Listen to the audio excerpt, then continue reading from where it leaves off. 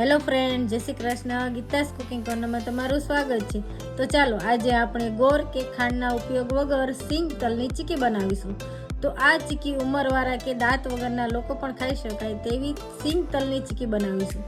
તો ચાલો રેસીપી શરૂ કરીએ. જો મારી રેસીપી ગમે તો લાઈક, શેર અને સબસ્ક્રાઈબ જરૂરથી કરજો. તો ચાલો આજે આપણે સિંગ, તલ અને ખજૂરની એકદમ સરસ પોચી એવી આપણે ચીકી બનાવીશું. તો આ ચીકી છે ને મારા સાસુ છે ને એ કડક ચીકી નથી ખાઈ શકતા, તો આજે હું એના માટે સરસ પોચી ચીકી બનાવું છું. તો સૌથી પહેલા મેં એક પેન રાખ્યું છે, ગેસ ચાલુ કરી દીધો છે અને સિંગ છે ને આપણે શેકી લઈશું. સિંગને છે ને આપણે ધીમા તાપે બ્રાઉન થાય ને ત્યાં સુધી શેકી લઈશું.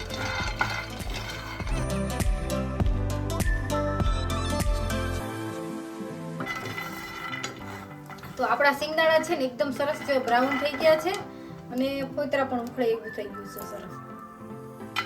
હવે છે ને આને આપણે પ્લેટમાં લઈ લઈશું અને ઠંડા કરવા દઈશું. આપણે સિંગ શેકી હતી ને એ જ ગરમ પેનમાં આપણે તલ એડ કરશું અને તલને પણ થોડા શેકી લઈશું, એને બ્રાઉન નહીં થવા દઈએ.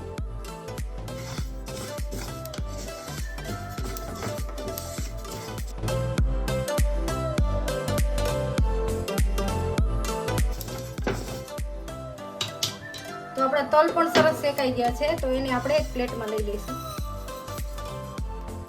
અને થોડી વાર ઠંડા કરવા દઈશું. આપણે સિંગ ઠંડી થઈ ગઈ ને પછી મેં એના ફોતરા ઉખાડી નાખ્યા છે અને આ તલ છે, તલ પણ આપણે ઠંડા થઈ ગયા છે. તો બંનેને છે ને મિક્સરની જારમાં લઈ અને પીસી લઈશું જોડે જ. તો પહેલા તલ લઈશું. હવે તલ અંદર એડ કરી દીધા છે, આ સિંગને પણ આપણે એડ કરી દઈએ. આને છે ને એકદમ ઝીણું આપણે પીસી લેશું.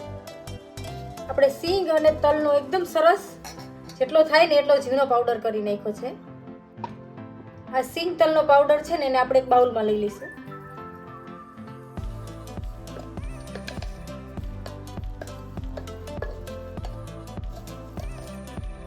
આપણો સિંગ તલનો પાવડર એકદમ સરસ ઝીણો થઈ ગયો છે અને ખજૂર લીધી છે ને એના ઠળિયા કાઢીને ચોખ્ખું કરી રાખ્યું છે.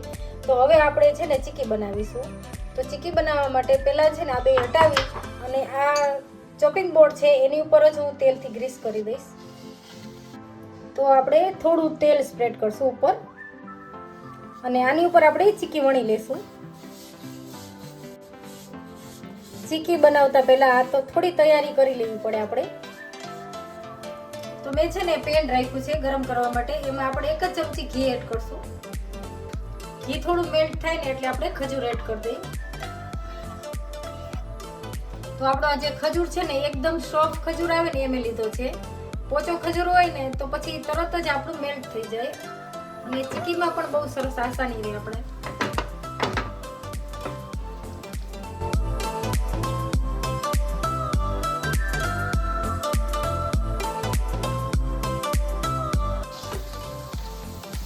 ખજૂર છે ને એકદમ સરસ પોચો થઈ ગયો છે. તો આપણે આ સિંગ તલનો ભૂકો જે બનાવીને રાખ્યો છે ને એને આપણે એડ કરી દઈએ.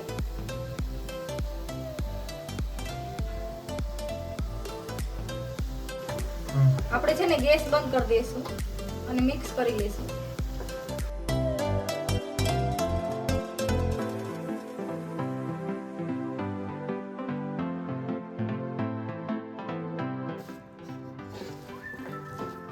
આપણું સિંગ, તલ અને ખજૂરનું મિશ્રણ સરસ મિક્સ થઈ ગયું છે. આપણે જે ગ્રીસ કરેલું ચોપિંગ બોર્ડ છે ને એના ઉપર આપણે પાથરી દઈશું. હવે ગરમ છે ત્યાં જ.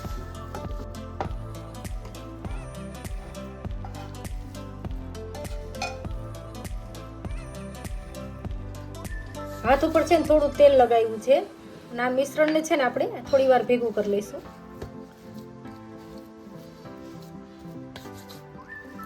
હજી થોડું ગરમ છે. વેલણથી આપણે પાથરી દઈશું.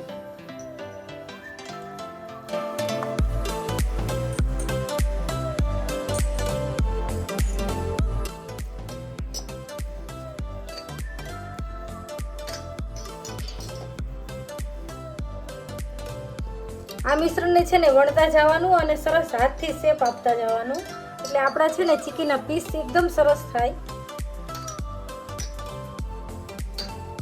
તો જો એકદમ સરસ આપણું વણાઈ ગયું છે મિશ્રણ. આ ચીકીનો લુક સરસ દેખાવ આપવા માટે મેં બદામ અને પિસ્તાની કતરણને આ રીતે એડ કરી અને સેટ કરી દઉં.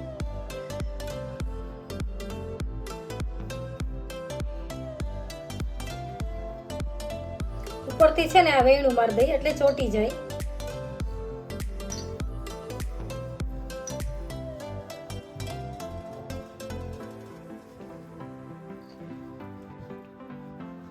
હવે આ ચીકીનું મિશ્રણ છે ને અડધી કલાક માટે આપણે સેટ કરવા માટે રાખી દઈએ. થોડી જ વારમાં આપણી ચીકી એકદમ સરસ સેટ થઈ ગઈ છે. તો આપણે એનું કટિંગ કરી લઈએ. તો એક સાઈડને આપણે નાના નાના ટુકડા કરી લઈશું આ રીતે.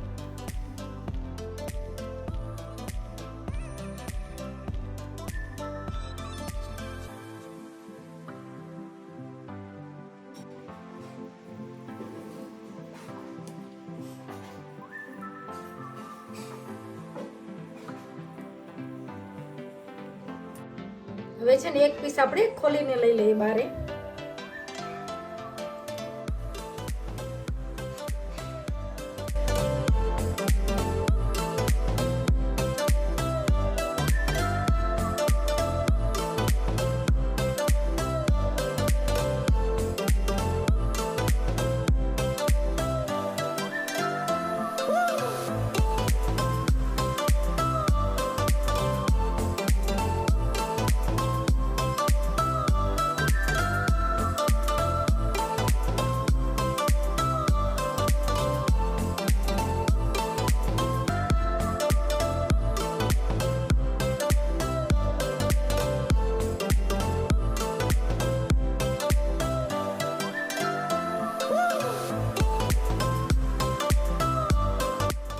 તમે જોઈ શકો છો આપણી તલ, સિંગ અને ખજૂરને એડ કરીને આપણે સરસ મજાની ચીકી બનાવી છે, એકદમ પોચી રૂ જેવી.